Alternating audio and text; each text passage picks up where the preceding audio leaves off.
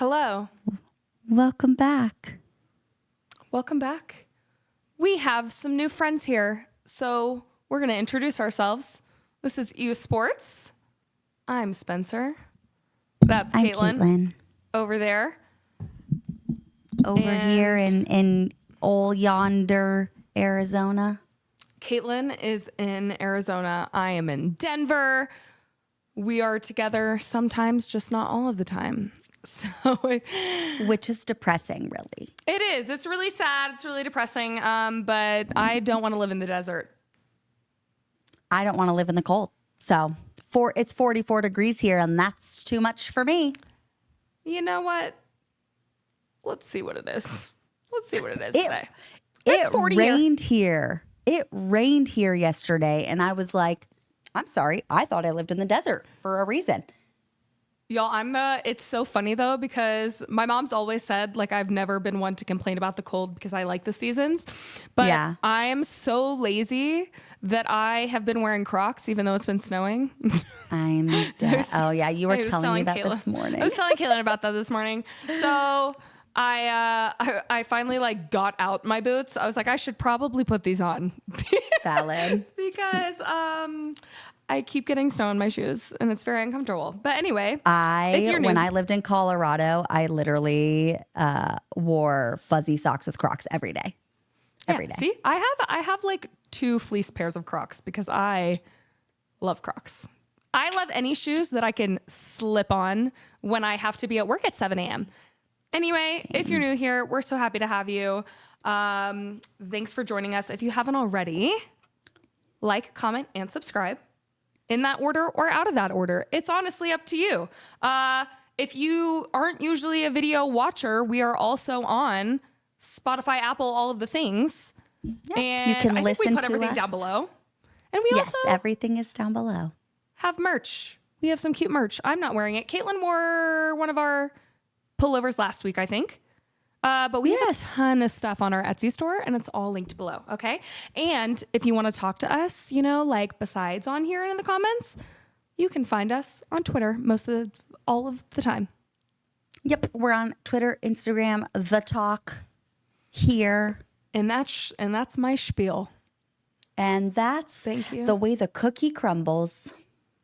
And that's all, folks. Just kidding. Okay, we're going to go ahead and get started. That would be so funny if we were like, follow us, love us, whatever. Follow us. See you later. Go talk to us. Nice talking to you. It's been a good one. We have a lot to talk about because obviously there was only one game on Sunday with all of the football playoff games. And just about damn near everybody played last night. And a lot happened, okay? So I agree. We're gonna start off with one team that I don't mind because their fans are nice to us, okay? And one team valid. I really don't like because their players annoy me, and I'm a hater. So that's valid. The Houston Rockets topped the Boston Celtics last night by 2. Amen Thompson got a game winner also while having an incredible game. Dylan Brooks shot 10 threes. WTF, dude. My favorite comment post-game was Jaylen Brown going, I don't think we planned for Dylan Brooks to hit 10 threes, so we'll live. No one does. And I was like, yeah. Period. Because if Dylan Brooks hit 10 threes against the Nuggets, I would say, what are we supposed to do? Okay, what are you supposed to do? What are we supposed to do? It's like the same thing with with the Mavs game yesterday. Klay Thompson hit 7 threes in the first quarter. And what do you if you're playing defense against Klay Thompson or like Steph Curry or someone who's just draining threes on your head, what are you going to do? Bless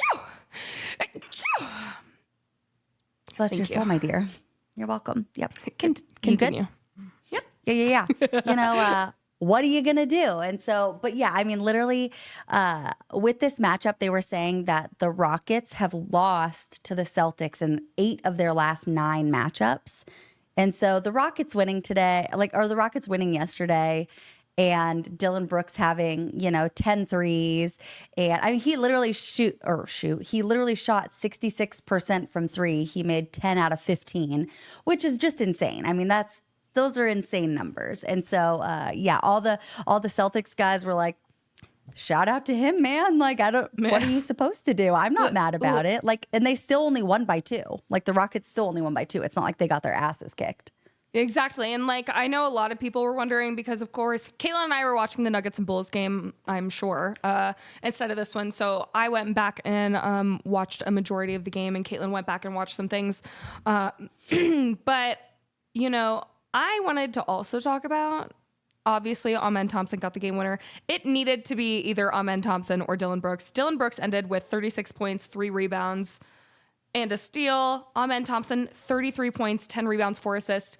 Amen Thompson, first of all, is a Denver Nugget. He's rolling. He's not, but I wish he was. Rolling. He is so incredible, and it's amazing how young he is and how great he looks. So when I say I don't enjoy the Rockets, it's because I don't like Şengün. He annoys me. I don't like Dylan Brooks. He annoys me. Jalen Green annoys me. The only people I like are Steven Adams and Amen Thompson, but I do like them. I'm dead. I just have to let people know, because then they're going to be like, well, they're so, but you don't like those people? They're so good. Again, if you've never been to the show before, I am a hater when it comes to people that annoy me, but I will never say they are bad at basketball if they are not. LeBron James kind of annoys me. Am I ever going to say that he is bad at basketball? I'm not that stupid, okay? He's awful. Him and those 22 years and all those broken records and rings. Who keeps employing this man? But yeah, boo. Boo. Amen Thompson has just been an incredible piece for them. Like, I don't think anyone could have predicted how good he was going to be for them. And I think that's in the offseason, Caitlin and I talked, and I don't think we had high hopes for the Rockets just because they didn't do a ton in the offseason. And we weren't saying that they were bad, because we know Şengün is good and Fred VanVleet is good and Jalen Green can be good occasionally. And they have a lot of dogs on the defense. But they didn't do much, and the Western Conference is usually pretty consistent and really tough. And so I think I can speak for myself, at least, that I am shocked at how well they're doing. I think they're now streaking 4 games in a row. I think we put them at the bottom 3. No, I genuinely, I mean, like, literally. Sorry. Women shouldn't talk basketball. Saved it for you, okay? I know I effed up, all right? Listen, I will fully admit, I was so wrong about the Houston Rockets. Those are the same guys that said Phoenix was going to be a contender and a winner. Okay. Yeah. So we're all wrong. Yes. And it's okay. It's okay to be wrong. And it's okay to admit that. Because, I literally, before the season, and the reason that I thought this was because, like, one, obviously the Rockets were rough last season. And it's not that they were, like, bad, but, you know, you didn't have Steven Adams. And they were kind of, like, in and out a couple of players throughout the season with injuries and stuff. And then the West was just so good. Young guys, too. Yes, and young guys. It reminds me a lot of, like, the Detroit Pistons, and the Detroit Pistons have Asar Thompson, which is funny because, like, it's just those Thompson brothers helping these teams out. But, like, you know, just a young core in a really competitive Western Conference. And that's kind of exactly what the Rockets were. And again, they didn't have Steven Adams, not like he is like their guy anyway, but he's some help. Vet and to have. He is. He's a great vet. Vets, but, like, I think are so important, and a lot of the reasons that can mess up, especially if you have, like, a young bench crew with no vets. Like, it's so important, I think, to have a vet on your bench, like, or one to two leaders. And, you know, they've got Jeff Green and Steven Adams, who I love both of them. So. Yep, I do too. I'm big fans of both of those guys. Steven Adams has always just, like, been such a class act, one of my favorite guys. Like, I love watching him. He's so good with, like, sportsmanship and stuff. Yeah. Yes, yeah. I really appreciate him. Just a good human, just as a person and a player. Yep. And but so I said that the Rockets would be, like, bad this year because you had a lot of the Western Conference teams that went out of their way to better themselves as a team, to make themselves better, to do better, to be better. You know, these big trades and stuff like that. And the Rockets just kind of sat on it. And while I thought that the Western Conference was working to get better, the Rockets were really just trusting in their young guys, and that was probably the best thing that they could have done. Yeah, and that was the best thing that they really could have done because, I mean, obviously look at them now. Like they're comfortably the number 2 seed in the West. Again, in like a still decently competitive West, I would say that it's probably a lot of the changes that teams made last year maybe made them worse. Maybe made them worse instead of better. But felt and heard on my side of things, but the Rockets are just absolutely killing it. And yeah, I'm 1,000% surprised. I mean, Amen Thompson has been going crazy, and really so has, I mean, like everyone has really been consistent on this team. And like you said, like they're dogs on defense. Like these guys are competitors. And that's like, I know that like you find it really annoying, and I find it so annoying too. Like I roll my eyes half the time, but I'm like, God, you're so fun to watch because they're just like all so athletic and so competitive. And then I just like roll my eyes. I'm like, you're really annoying. Well, it's like annoying because it's like, why can't my team have some effort on defense? Well, it's again, literally. And I think it reminded me a lot with the game last night, you know, because you're playing the defending champs. And January is like the worst time of the month, I think, in the season for all players. You know, it's cold where most everyone is. You're like eyeing the All-Star break, like praying to get there. You know, the playoffs are far away. Like it's not an enjoyable time in my opinion for most. And so you have the defending champs who I think right now, like they're not trying to coast to the All-Star break, but I don't think that they're like dialed in, and I'm not shitting on the Celtics in any way. Their way to the All-Star break. They're tired. Yeah. Like I just think they're tired, and I don't think they are really, they know that they can't catch Cleveland at this point, but I don't think anyone's really going to catch them. So I don't think they're going and making, you know, wasting all their energy. And then you have Houston, who's a young team who wants to fight to make some noise in the playoffs. So I think that's the difference. Totally. And I was going to say, I'm just going to go through like their last games because I think that like their competition recently like is a bunch of competitors, a bunch of contenders. And like, it's insane the way that they're, the way that they're playing. It's not like they're 4 games winning in a row, beating up on like the Wizards, Blazers, Trailblazers. Yeah. I don't know why I'm naming all the teams that the Nuggets lost to, but felt. But yeah. No, all like literally this is from January 9th. Okay. And like from January 9th on. So January 9th on, they beat the Grizzlies on January 9th, 119-115. And again, the Grizzlies are in 3rd place. I think they're still in 3rd place. Yeah. Okay, cool. I was like, I hope I don't think much changed. The Grizzlies did lose last night, but they're 3rd. Nuggets are still 4th, even though we've lost 2 in a row. And Lakers are 5th, whatever. Okay. That's what I thought. So, okay. So on January 9th, 119-115, they beat the Grizzlies. 118-120, they beat the Grizzlies on Monday, January 13th. On January 15th, they beat the Nuggets by 20. On January 16th, they lost to the Kings, but they lost to the Kings by only 5. And that was when the Kings were kind of on their roll.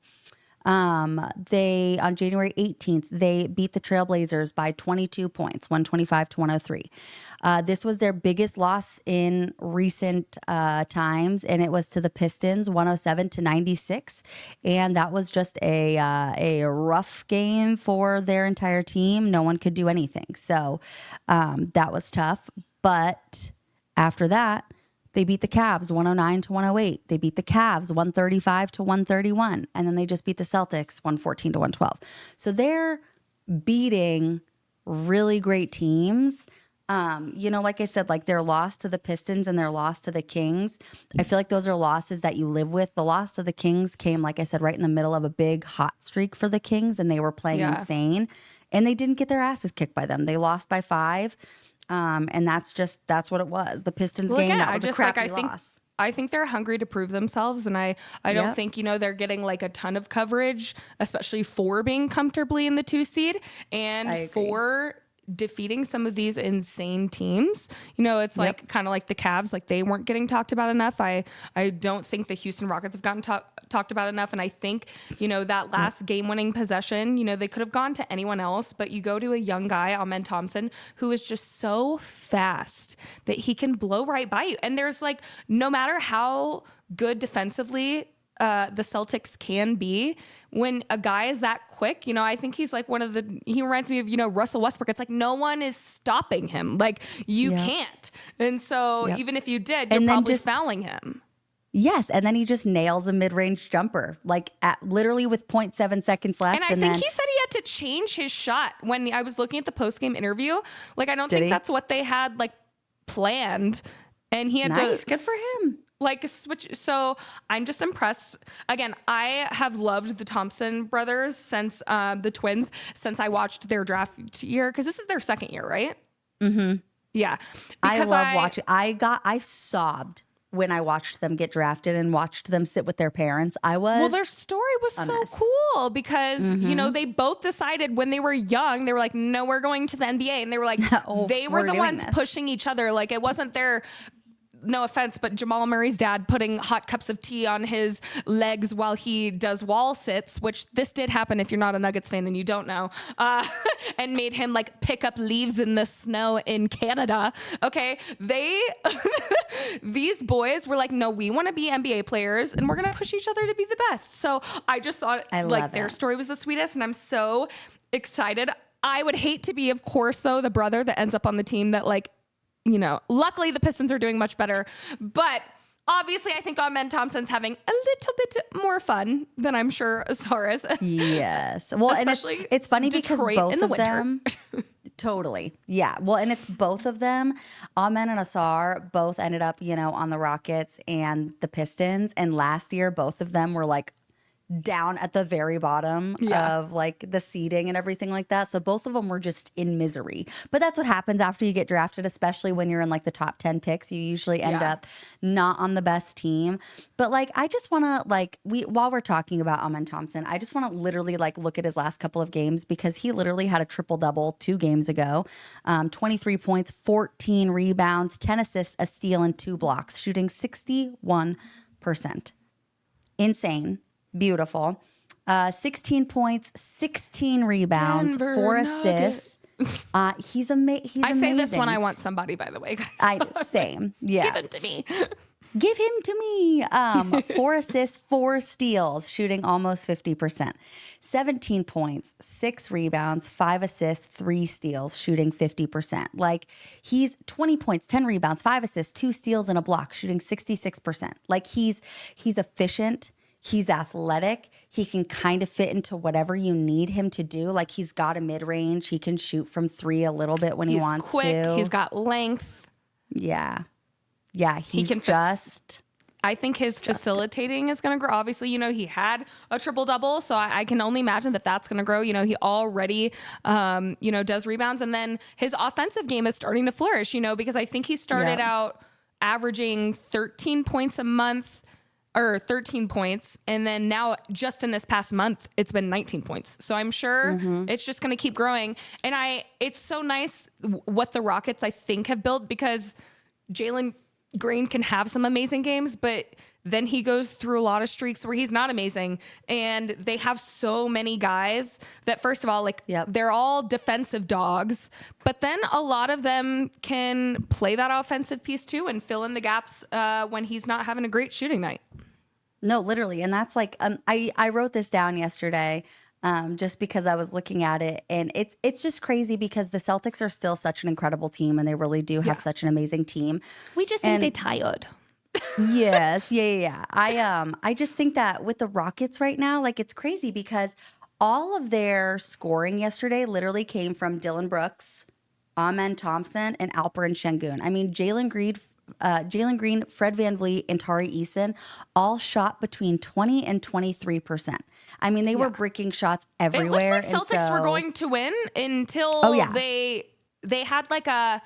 Celtics were up by like 11 at one point. They had a major run, I think. And again, we don't need the, well, exactly guys to come for us. But I think, because I remember looking, there was like an 11-1 run or 12-1 run at some point, like in the last, you know, like 8 minutes of the game. And then it was like, oh, like they're not going away. Like, and so they fought and they clawed their way. And then it was back and forth in the last seconds. Cause that part I was watching cause I wanted it to go to OT and, And then, Amen Thompson just gets the little mid-range. Hit the game winner. Peyton Pritchard tried to heave a Nikola Jokic 70-footer that did not go in. I'm not going to lie. It was incredibly accurate, but too far. Like it was, if it would have been like a tiny bit less strong, it probably would have gone in. It was like, if here's the hoop, it literally just went like, woo, like it's perfectly always right so funny over to it. me when you see them that are like barely short, but like, but it like literally goes perfectly, and you're like, I feel like if it just been a teeny bit stronger, it probably would have gone in. Yeah, that's literally the opposite. Caitlin and I do not worry for the Celtics.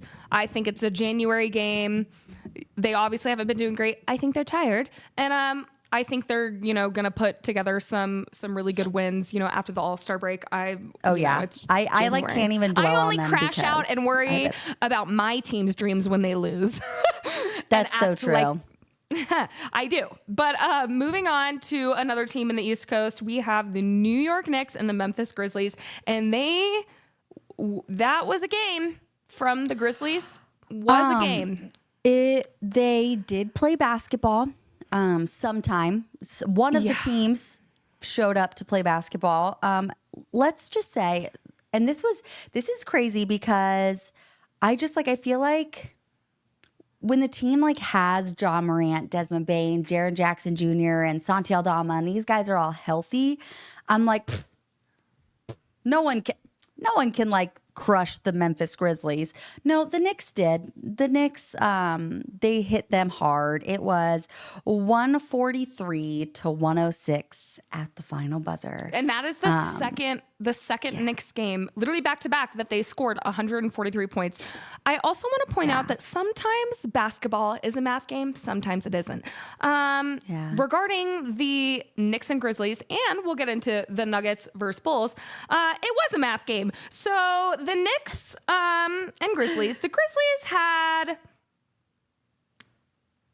26 turnovers to lead to 36 points. And that is that. And that is a math game. And that is a math game you are not winning if you have 26 turnovers in an NBA game. And they literally, that's like the crazy part, is that they lost by 37.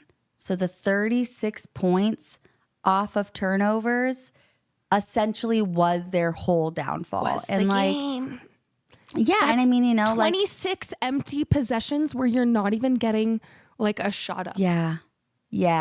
I mean, genuinely. And it's just like, I mean, I'm looking at the stats, and I was telling Jason last night, I was like, what the hell are these stats? Because like a lot of the times, like if you watch as many basketball games as we do, because we just literally sit and watch basketball all day, but you'll see stats, and like even people that like you wouldn't, that's not like a facilitator, they almost always at least like have an assist, or, someone that's not a big rebounder will normally have like a rebound, just because like the ball either falls into your hand at some point and it's perfect for you, or you make just the right pass and someone makes a shot off of it. Even if it's not intentional, you normally get those stats. These stats for the Grizzlies were just weird. And I'm going to read them, and I'm going to read them really quickly because I want you guys to hear the plus minus too, because it's actually a little insane. Zach Edey, 9 points, 11 rebounds, 3 blocks, minus 19.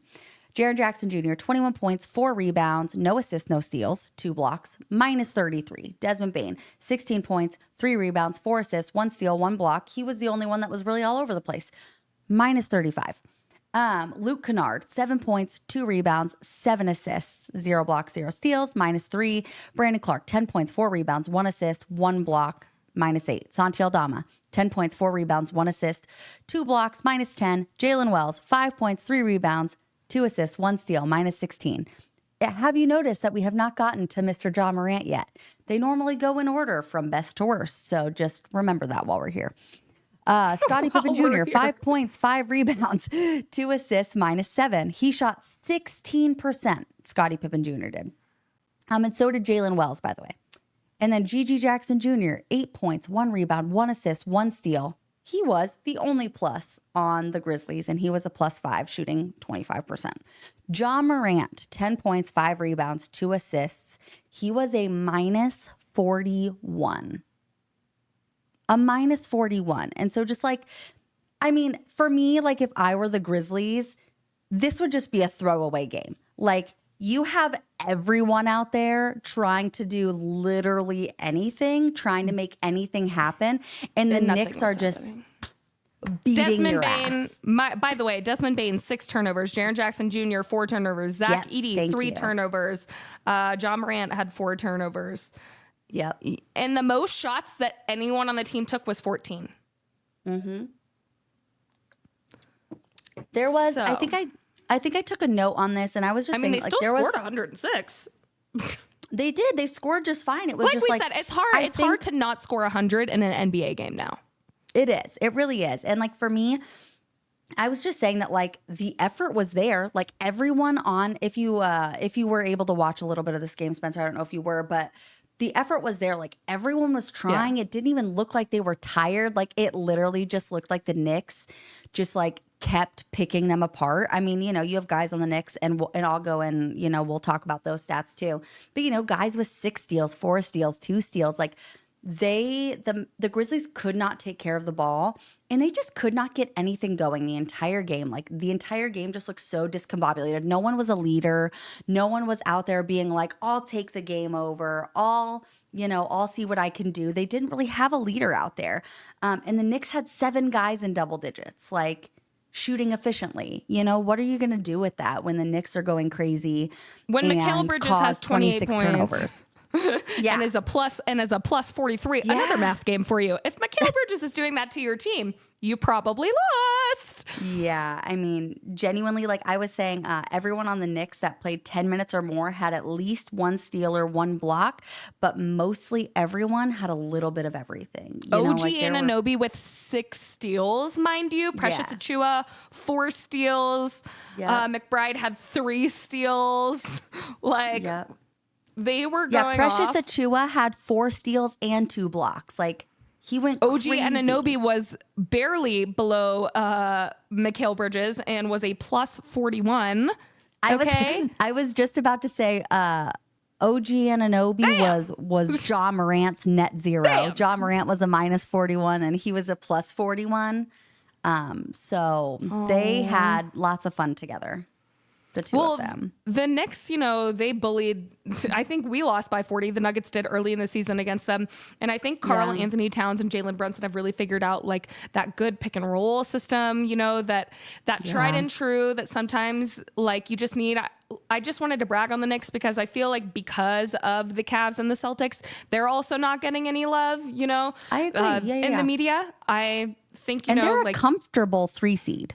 And they were picking, you know, they were not doing their best in the beginning of the season, but that's because they literally had someone come in media day. Like the trade was announced like media day, okay? We talked about this at the beginning of the season. We literally said that like we think that the Knicks will be totally fine, but you have to give them time to adjust. And they definitely took that time to adjust. They were struggling at first with like finding a way to make Cat work on their team. But they've like fit fully everyone come into because their you know own. Because they also got Mikal Bridges and so you know true. and you know some of their pieces were out. So the only thing I worry about them when you get into the playoffs is still like I would say like their bench depth. I think they had the highest usage rate of their starters last year, and I'm sure it's going to be you know similar in a game where they won by 40 or almost 40. What is this? 37 or something. You know, Mikal Bridges 34 minutes, Karl Anthony Towns 33 minutes, OG Anunoby 34 minutes. Brunson only played 25, but you know, I only worry about that like when we get later into the season. You know, I don't know how their schedule looks, but you know, shout out to the Knicks, man. This is obviously, like I said, the second game in a row. They beat the Kings 143-120 on Saturday. And this is their 1, 2, 3, 4. This is their 4th game in a row, so they're going streaking. And then the Nuggets get to play them. Can't wait. What?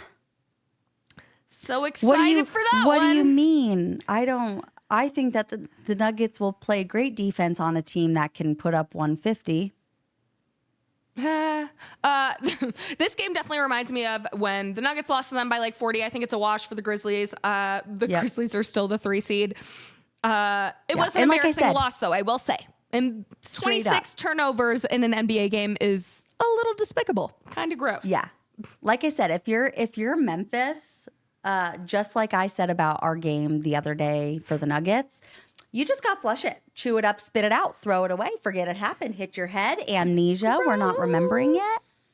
We're moving on. We're going to the next one because that is not like games like that. Yeah. You know that is not your team. That game is not representative of how your team plays. If the Grizzlies start doing this consistently, then I'll have some concerns.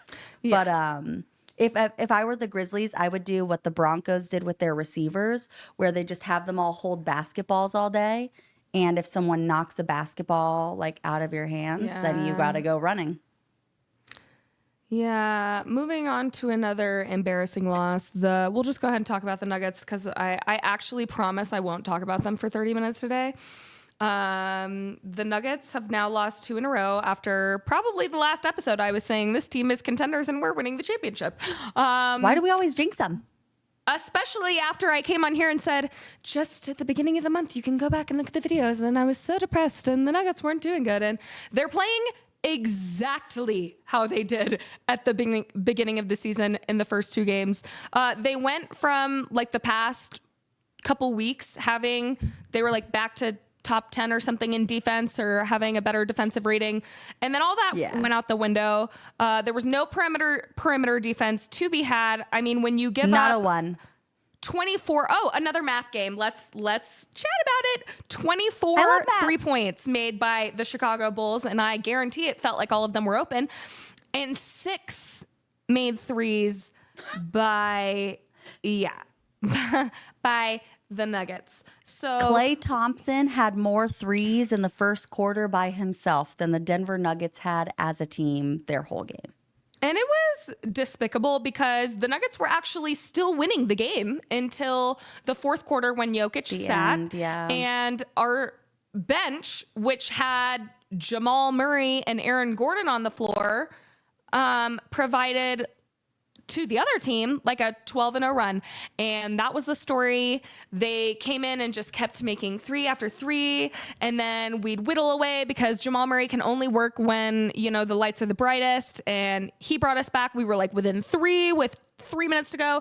And they just kept hitting threes. Zach LaVine at one point literally deep behind the perimeter, just looked and shot it. It was pure, very, very, very, very annoying. And I wanted to ask, so annoying. I wanted to ask you, Caitlin, because this happened at the Phoenix game and, the Timberwolves game, it wasn't so much about perimeter defense with the Wolves. Yeah. But when we see these games where there's like no defense, because I understand if you come out like the first quarter that happens.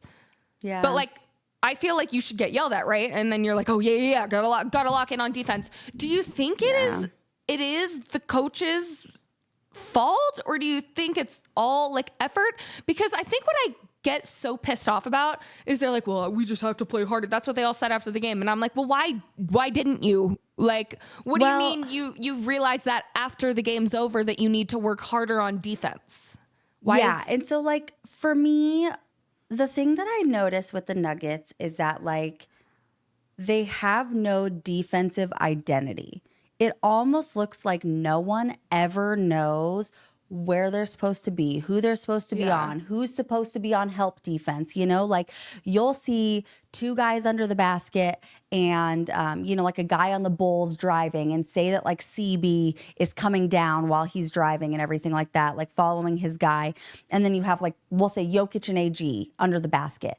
You'll have Jokic and AG look at each other and just like looking at each other to be like, who's supposed to be helping?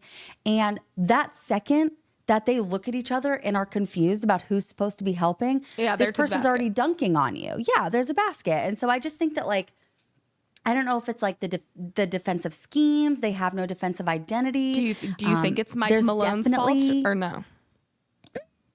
Partially. I mean, I think that part of it has to be, like, if you're the coach and you see this consistently the entire year, like, I mean, that has to be. Like, obviously, we're fine offensively. We're a great team offensively. We still scored 121 and only lost by 8. If you watch that game, Christian Brown had 28 points. Like, if you're watching this game, I'm so mad that they ruined his game. I and like Career even Jokic high had like 28 a points. beautiful game too. Like Jokic had 33, 12, 14. Yes, a monster game. Like, so, like you have guys, this is a great offensive team, and they obviously have an offensive identity. But like, you look at other teams like the Warriors and stuff like that. Their defensive identity goes through Draymond Green, and like they have like a scheme that essentially like benefits him, which benefits everyone else on the team. Like you have teams like OKC where they just like, you can literally throw them in man-to-man, 5-person man-to-man coverage, and they're just impeccable at it. All 5 of them are. Like every team kind of has like the defense that works for them and the defense that makes sense, and we don't have that defensive identity. P.W. always looks lost on defense. Yeah. Like I said, guys are just letting people drive to the basket. It's not even just perimeter defense. I mean, the perimeter defense is by far the worst. It hurts the most. It does. And obviously, I mean, you're giving them open threes. Yeah.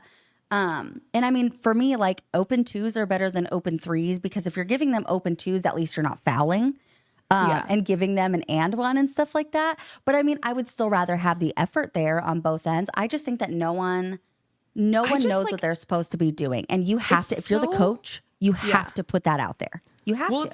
It's so hard for me for it to get this far in the season and for that to even be a thing, because like, are you really that incapable on defense? It's almost like appalling, like how abhorrent they are on perimeter defense. And, P-Watt can make good plays, but again, he's still young. Same with CB, those are like our defensive guys, but they don't, they make mistakes still. They're young guys. So losing KCP, again, like, we kind of had to see how it was going to go this year. I think, of course, he was the one that was, as you're talking about, he was the defensive identity. Mm-hmm. And, he even made a comment like, I'm so happy to be on a team where everyone cares about defense. It's not like he clearly was the one in the locker room being like, are you effing stupid? Like, close out. So like, it's just so hard for me to watch. And I'm like, you're an NBA player and you're that poor on defense. Like, forget working on your free throws in the offseason. Why are you not working on becoming a better defender if you know that's where you're so poor and lacking, Like, it shouldn't all be on CB, who's in his 3rd year, his 1st year starting, like, and especially I think sometimes I get frustrated because I know that just the people that Jokic and Murray are, they're not the guys that are like, come on, guys, come in. Like, we got to lock in on defense. Like, they're not very vocal leaders. And and like, we've known that about Jokic, like English is his second language. Yeah. Like, and he's always said he doesn't like to be that guy. And I think he's had to become he's not a yeller either. Like, he doesn't like to yell. No. He's not like a crazy hype guy. Like, you'll see him like draw up plays in the huddles, which I love. Like, when he does that, he'll take over like that kind of role. But you don't have like, I think Russell Westbrook could be that person. But again, like, Russell Westbrook is like just now becoming like some great, like, kind of pickpocketer for us. Like, he hasn't always, like, you didn't always look before and be like, Russell Westbrook is a defensive force, Now he's added that to his game. But again, Aaron Gordon doesn't look healthy at all. I think he was so bad in this game. He looks the last few games since he's been back, he looks like he is not healthy. He looks like he's not ready to be back. I was like, why are you here? And you, like, a lot of his usual game, like his bully ball, like, he could not get past guys. And then that one terrible play of that scrawny little kid that literally backed into him. AG like tried to get a charge, don't know why, because his feet weren't set. Like, he just fell over and laid there, and the guy dunked over him. This guy that literally was probably half of AG's weight. I guarantee you he's half AG's weight. And I was like, it's just embarrassing. And then Julian Strother, I really love him. Caitlin and I act like he's our kid. But you come in with 15 minutes, you have 0 points, 2 rebounds, 0 assists, 1 steal, 0 for 4 from the field. And when we're having a game like this to the Chicago Bulls that are trying to, like, trade off random pieces that they have, it was just so bad, especially when you have a great game from Jokic and Christian Brown. Jokic had a great game offensively, not a great game defensively, which sucks because we bragged about him, how he was underrated on defense. And a lot of national media has too. It's not just us saying that he's become a better defender. And the last 2 games have been terrible for the agenda. He has horrible. Yeah, he has been making us look very stupid. He's So like, can you guys it was a please tough stop watch. pushing agendas that I'm a good defender? I don't want to win this MVP. And we're like, do it. We love you. And he's like, I'm like, you're "Please making me look stop. dumb. Yeah, he's like, No, literally. I don't want I just think that, like, you know, like I said, like, I just don't think that like anyone knows what they're doing on defense, and it makes every part of the game, every part of the possession on defense so much harder. Like, if you watch some of our games, the amount of like backdoor cuts that our guys miss, that and then give up open. This is my favorite thing layups. to say. You can't spell Denver Nuggets without defensive laps at the rim. That's I would just re-scramble those words, and that's what you get.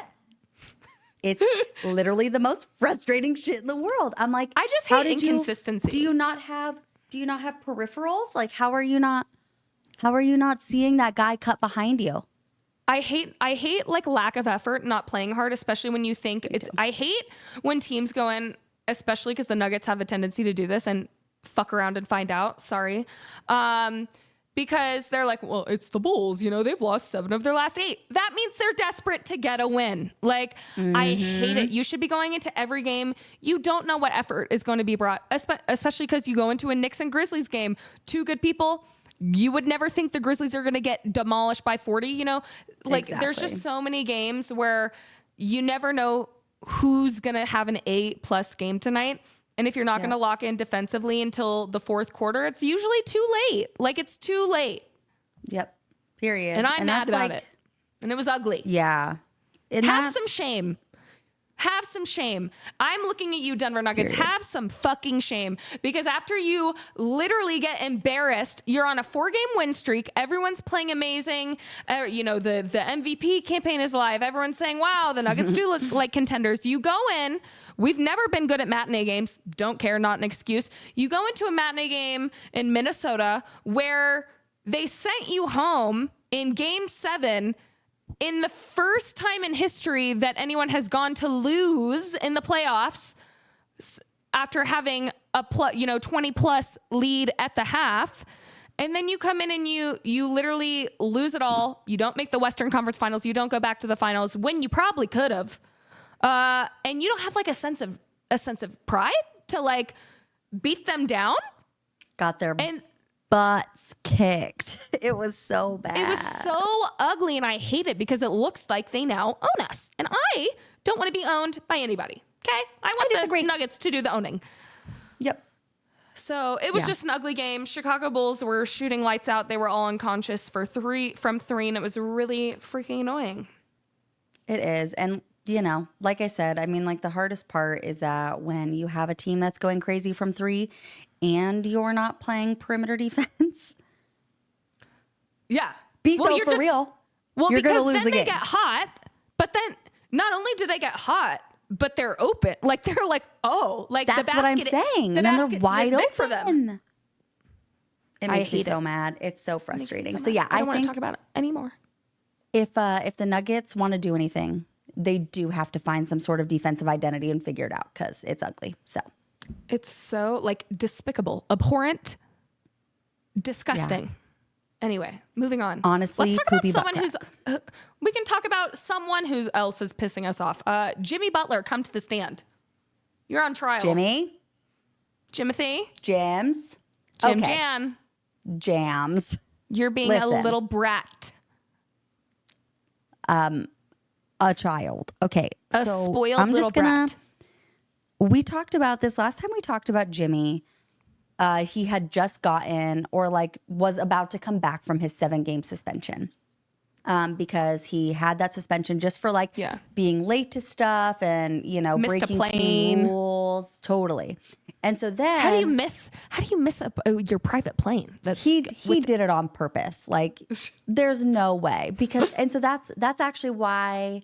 So he comes back for a few games and he plays like, okay, it's not like he was like the most incredible thing in the world. Yeah. Like, did you miss me? You know, like if he would have like come back like Ja Morant when Ja Morant came back and he just went crazy, like after his huge ass suspension, you know, that's a very like, did you miss me? Like type thing. No, he just came back and was like, yeah, no, for Jimmy, it was like he came back and they were like, he's there.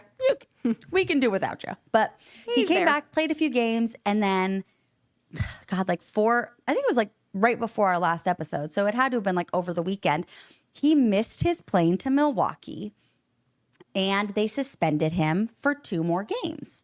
And then they're out of practice. He had missed his 2 games. They're at practice. I think, was it yesterday that I texted you? They're at practice yesterday, and they tell him going forward, he will no longer be starting. They will be starting someone else over him. He will be coming off of the bench. Jimmy. Yeah, pretty much. And I mean, like, I get it. Like, you're no longer a leader to this team. And if you're like, why would I start you just because you're a good player? If you're not leading this team and like acting like a captain when you're like supposed to be, yes. Sorry, but that's a no-go for me.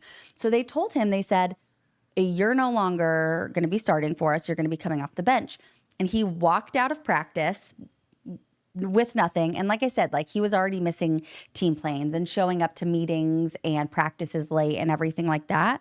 And so now he's suspended indefinitely. He has like no return date. My guess is that they're going to try to trade him, but what team wants this now? Oh, the Golden State Warriors, they did. They said, we're actually back in on it because they know that they can get him for less now. You know what but you know what pisses me off too is the fact that I have also been miserable at my job because I have a new one, and I've hated it, and Caitlin hates her job, and we're both miserable, and we're not getting paid $30-40 million, and we're showing up and we're having good attitudes, unfortunately, and we're there every day. So and people aren't relying on us. If I were a player on this team, that would leave the worst taste in my mouth about who he is as a person for the rest of time. Because especially you don't care about as us. Your leader. You care about yourself. Leader. You're not happy.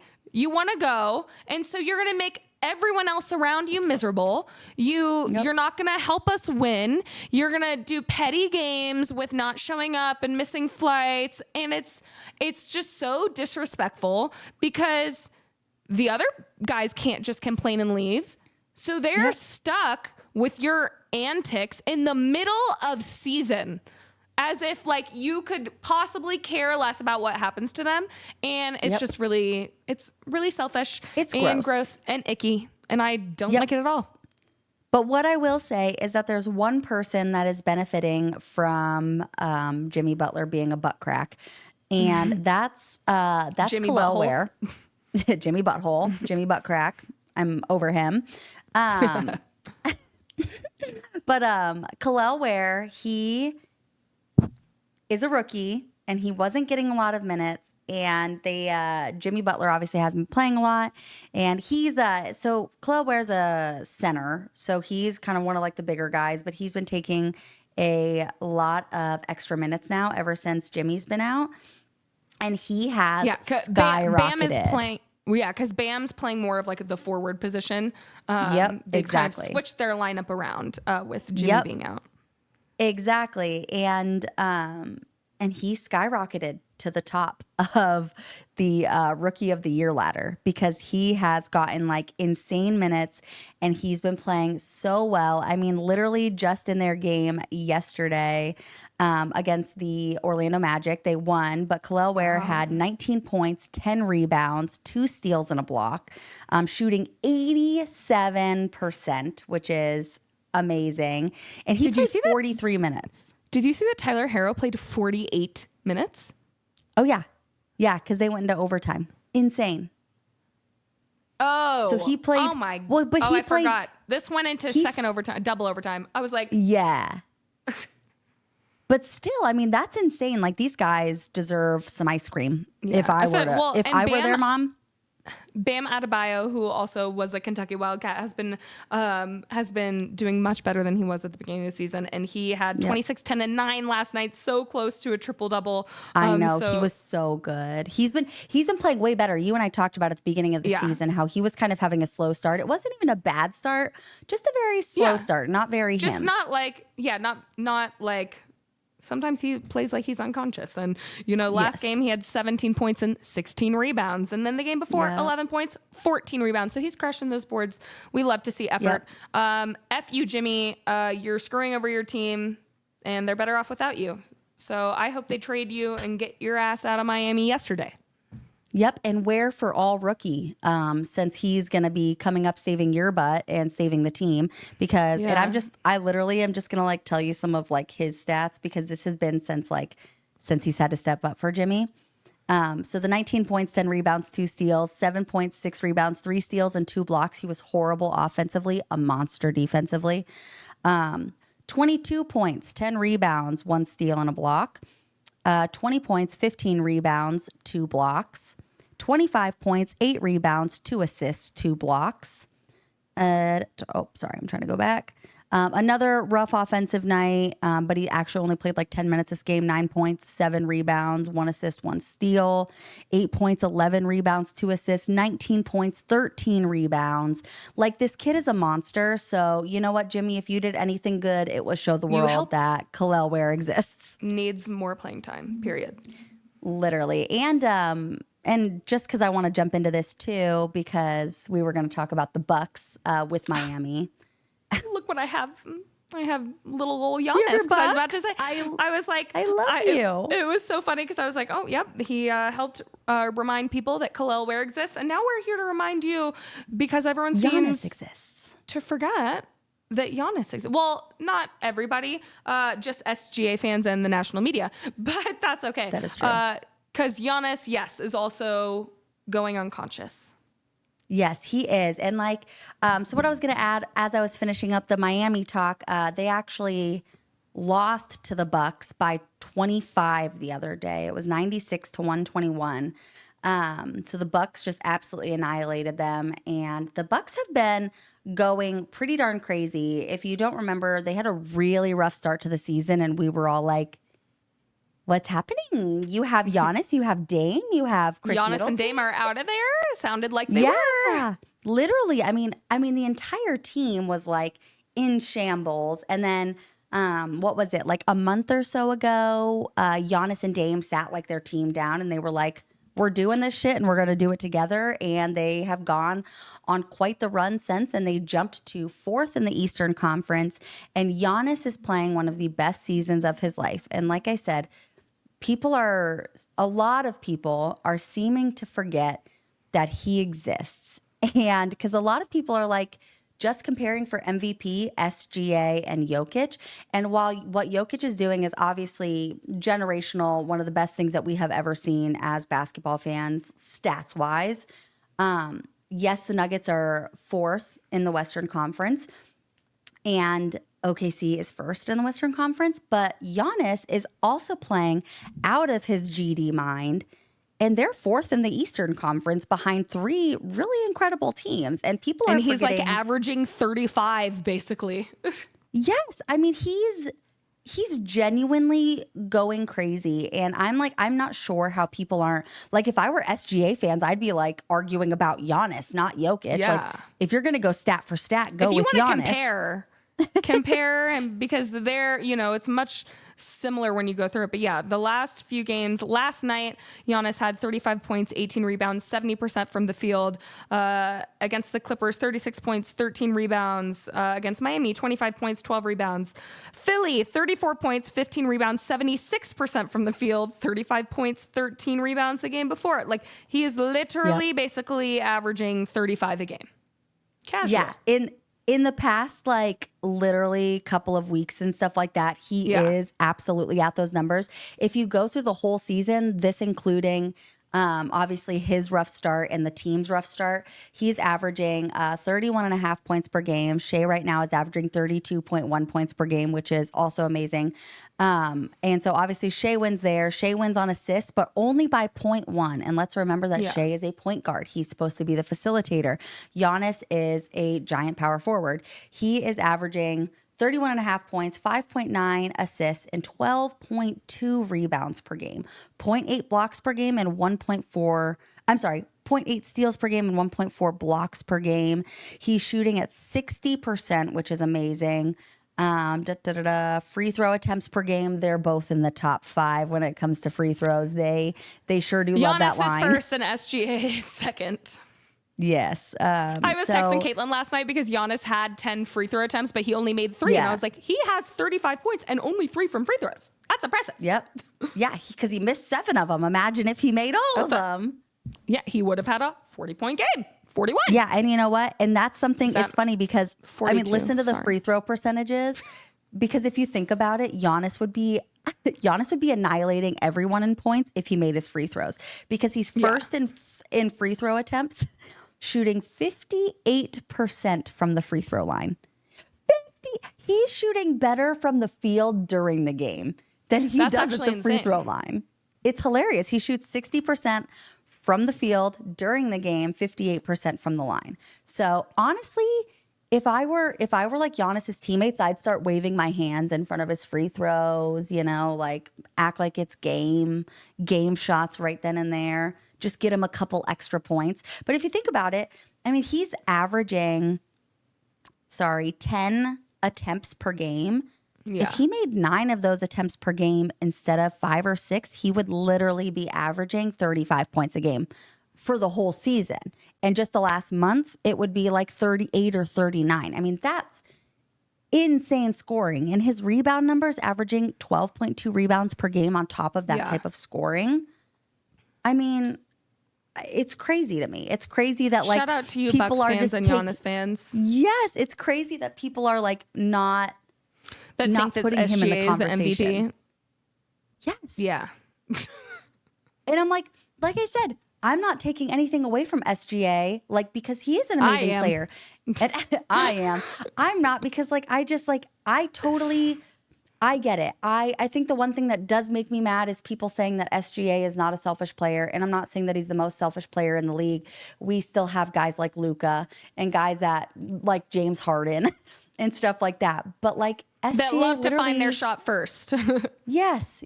And that's okay. But he is a point guard. You're supposed to be the facilitator, SGA.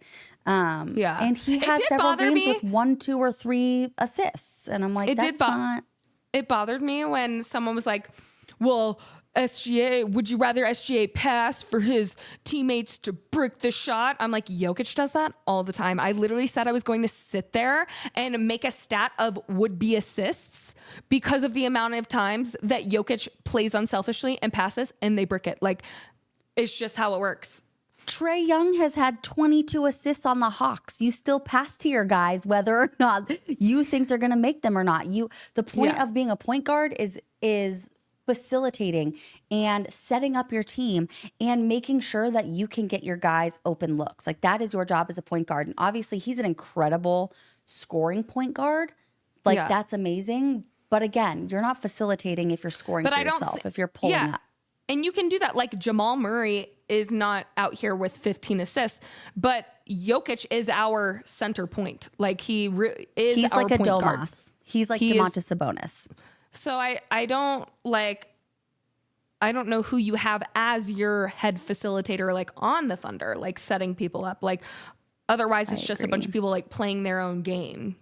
Yeah, like I said, Giannis is their power forward, and he has 31.5 points, 12.2 rebounds, 5.9 assists as their power forward. Their point guard, Damian Lillard, he's still averaging incredible numbers. He's averaging 25.5 points per game, 4.7 rebounds per game, and 7.3 assists. He is their true facilitator, and Giannis is still finding a way to get guys open and pass guys. This blew my mind on Sunday because J-Dub had a great game, finished the game with 24 points, 5 rebounds, 8 assists, a steal, and 2 blocks, +9. Yep. Shea was a -4 in a 10-point win, and he was 35 points, 5 rebounds, 1 assist. That's what I said. I'm I don't, and that's why it makes me mad when people are saying, when we were just saying that Jokic is a very selfless player and he doesn't like to play selfish. He would actually prefer, if Jokic could have 100 assists and no points per game, he would probably prefer that. But he knows that that's not, that's not feasible, and it's not something that is sustainable either for basketball. And sometimes no one, sometimes literally everyone is breaking bet Jokic, and then he will play a little selfish, and even then he usually gets 7 assists. That's totally his selfish game, is a non-triple double. Exactly. And so it's just I don't know. Again, me personally, we have to remind you all. I I know that SGA is incredible. I know that Jokic is incredible, but let's not forget that there is a third guy in here. Yeah. Yeah. Let's not forget that Giannis is here. All right, friends. If you're new here, welcome. We're so glad that you came to join us. And if you're not new here, we're always glad to have you. Please, if you didn't already, like, comment, and subscribe. Turn the notification bell things on. Share us with everybody. Check out our links below so you can talk with us. And, that's how, again, I say this every episode, how you figure out when we're posting next. Because we usually just do it based off of, if a huge game is happening on Thursday night, then we wait till Friday, or if it's happening tomorrow night, we'll post on Thursday. So we will keep you guys updated, but we're so happy to have you here. We're so happy to be here. We love you. And also remember that we are not just on YouTube. If you don't like to sit and watch YouTube all day, we are on Apple and Spotify and Amazon Podcasts, all the other podcasting places. Just search U Sports, or you can look in the links below. So if you want to listen to us on your commutes or your car rides, or while you're cleaning your house or whatever it may be, you can just listen to us. You don't have to stare at our beautiful, incredible faces the whole time. Tragedy for you, though. Tragedy. How unfortunate. But yeah, thanks for tuning in either way, no matter which way you do it. And we'll talk to you guys soon. Bye, friends. Bye. I don't know why I waved to you. Bye, Caitlin. Oh, fuck, I always do it the wrong way.